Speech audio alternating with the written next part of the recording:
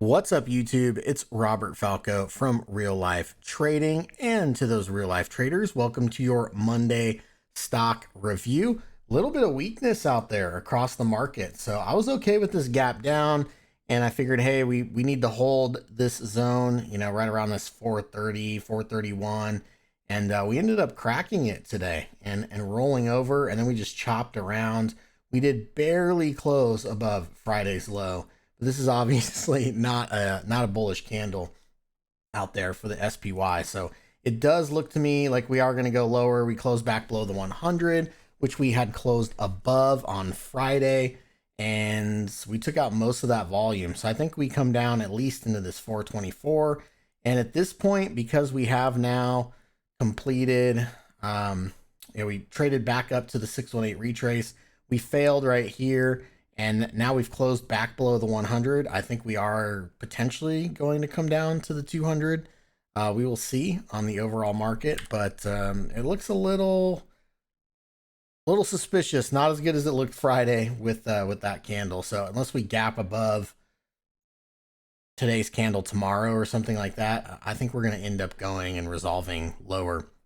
The Qs, same thing. This hammer off this level was great. Nice close on Friday, very strong. We gapped down today, which again was fine as long as we held, but the Qs did not hold at all. This was an absolute tech wreck out there today. Pretty much across the board, anything tech except for like one or two things, which we'll look at Tesla in a moment. But yeah, the Qs definitely weak, closing below this candle. As soon as we broke below here, I went ahead and bought some puts on the Qs, because I figured we were going to close pretty weak with us breaking already, and it was so early in the day.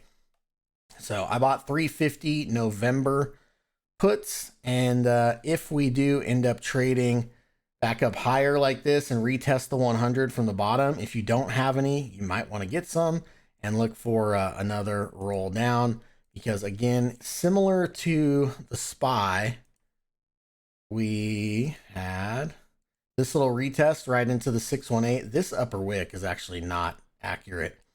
And then we gap down. So this is almost a breakaway gap, because the upper wick ends like right here, really. Like if I go to the NDX, the actual index, you can see this is pretty much a breakaway gap. It looked good on Friday with this hammer, and we've already taken out. We closed below that.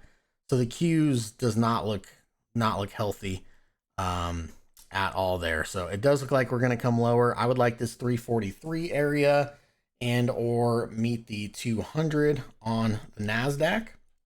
Here's the DIA, and the Dow actually had an inside day. It was looking pretty rough, but it did bounce a little bit towards the end of the day. And we have the 200 very, very close to the DIA.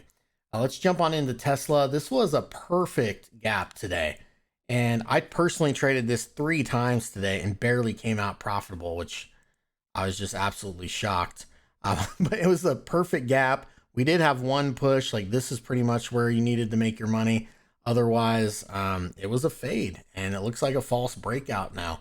So it still did close green for the day. It still is in an uptrend, but I do think we'll probably retest this 760 and probably 740 area. They had great delivery numbers, but it gapped and crapped pretty much. So it was a failed breakout. And I think the Qs and the SPY was just too heavy for Tesla to overcome today, unfortunately. So if you sold covered calls and were nervous, this probably gives you a little bit of relief that, you're probably not going to get called away up in this area. I know some people were targeting like 880, 890, 900. I think those are all going to expire worthless, obviously, for October, and then maybe November, probably. Talk of the town, Facebook absolutely crushed today. This gap was phenomenal. I was watching this pre-market. Actually, let me turn extended on. And it just did not throw in any bullish candles at all near the open.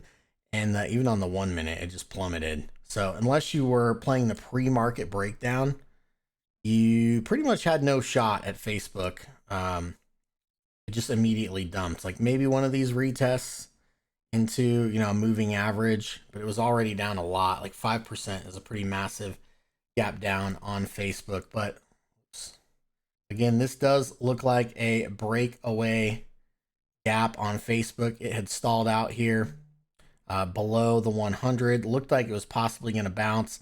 Now you have that one little bull candle that was taken out with a vengeance. So I do think we are going to come into 315. I mean, we could gap down and hit that tomorrow. Who knows? But other than that, I think we'll probably a little longer term. I think we'll retest this 304, 305 area. If you're selling puts and selling spreads, this would be the area that I would do them below 305. There's a little bit of money out there. But Facebook absolutely wrecked. I do think that if you get a little bit of a retest, you can look to buy some puts and for it to roll over, or if you get an inside day and we take that inside day out, then it's gonna get pretty gnarly. The other thing that is getting hammered is ARK, ARKK. I have puts on this that I bought. Gosh, I think I got the put like either here or here. One of these. I'd have to go back and look, but yeah, I have some puts on ARKK. It's got a bunch of lower highs in here. Never really resumed the uptrend like it looked like it was going to here, and then broke down. We're below all the long-term moving averages, and Kathy's pretty much selling her only winner of Tesla and buying like stuff like Teladoc that's getting thrashed, Path that is getting wrecked. I think she actually started selling some of this, so sell the dip is what she's doing there. Skills, I don't know, riding that thing down. So yeah, she's selling some of her winners to finance her losers. And this is just the epitome of high growth tech stocks.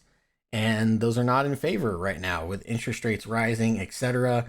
If we go to our Momo indicator, Momo's been short for a while. I think it continues to be a short and probably makes it down back to 100 or even to this weekly 100. We shall see. A lot of this is going to rely on Tesla. But if the rest of the market rolls over, I'm not sure how much Tesla can hold this thing up because she has right about 10% of Tesla. And for those thinking like, oh, she has to sell Tesla because it's 10%, she doesn't. They updated their prospectus earlier in this year. They can go up to like 30% of the fund into one name if they wanted to. But ARKK looks super weak. Teladoc's her second largest holding, and that thing's just getting absolutely murdered. So I would say short any pushes higher back into 112, 113 on ARKK until we break back above like 120. I think this thing's bearish. Another one that looks rough is Pinterest. So Pinterest with this day right here, this little retest, I did get protective puts. I almost closed them on Friday, but we did not close well, so I held on to those. Glad I did today. I think we are going to come down to this 46, what was this? The actual high, like right around 46.20, 46.50 area, and fill this gap on Pinterest. So if you're legging into a position, I do like this thing longer term. We'll see what happens on their next earnings, but I am in protective puts. I had some shares over here that I collared before earnings. I let those just get sold with the protective put at 73 over earnings. And then I started legging into more shares in here. And I'm buying another, or I already am in more protection. And as it trades down, I'll buy a few more shares and then look to sell the put and then use that gain to buy a couple more shares for a little bit of a longer term position on Pinterest. But yeah, tech looks pretty rough out there, team. So if you are super heavy in a lot of tech names, I think that if we get some retesting, you probably want to buy some protection. And we talked about that up here a little bit, and then definitely on this breakaway gap.